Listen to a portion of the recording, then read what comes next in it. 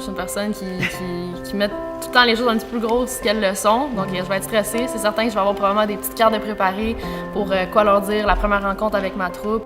Je suis élève officier Marc-Claire Farran. Je suis une 4e année au Collège militaire royal du Canada. Cette fin de semaine, c'est les événements de fin d'année et de graduation. On a pratiqué toute la semaine pour la parade de commission, donc beaucoup d'exercices élémentaires, des longues journées. Puis, on a la remise des diplômes aujourd'hui. Il y a ce soir aussi la Sunset Parade, Sunset Ceremony, qui s'appelle.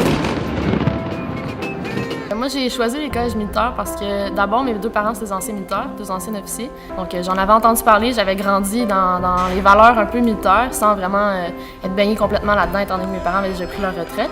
Mais donc, quand je suis arrivée au secondaire, mes parents ont décidé de m'emmener visiter, juste pour me donner le goût, juste pour me montrer de quoi ça avait l'air. Ça m'a beaucoup intéressée. Je me suis dit, je vais l'essayer. J'ai quand même une année de jeu si jamais j'aime pas ça, que je peux quitter.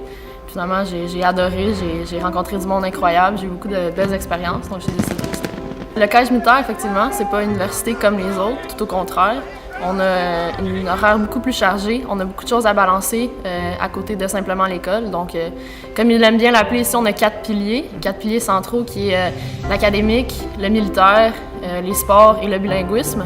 Donc, on doit tout jongler avec ça en plus d'aller à l'école puis obtenir un diplôme universitaire. Mais je dirais 2 jours, 1 jour à être lieutenant, il y a des inquiétudes, mais il y a aussi des excitations, des choses que j'ai hâte d'arriver en tant qu'officier. Je pense que d'abord, le fait d'être extrêmement jeune face à une troupe qui a beaucoup d'expérience, c'est une de mes inquiétudes.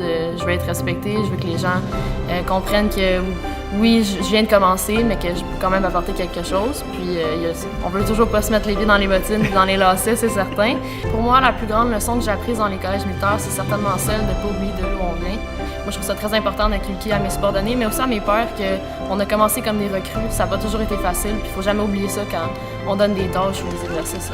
Mais ça a aussi aidé à développer notre caractère. On a pris le meilleur et le pire de chacun d'entre nous. Puis je pense que c'est vraiment ce qui a formé à faire de nous les bons officiers de demain.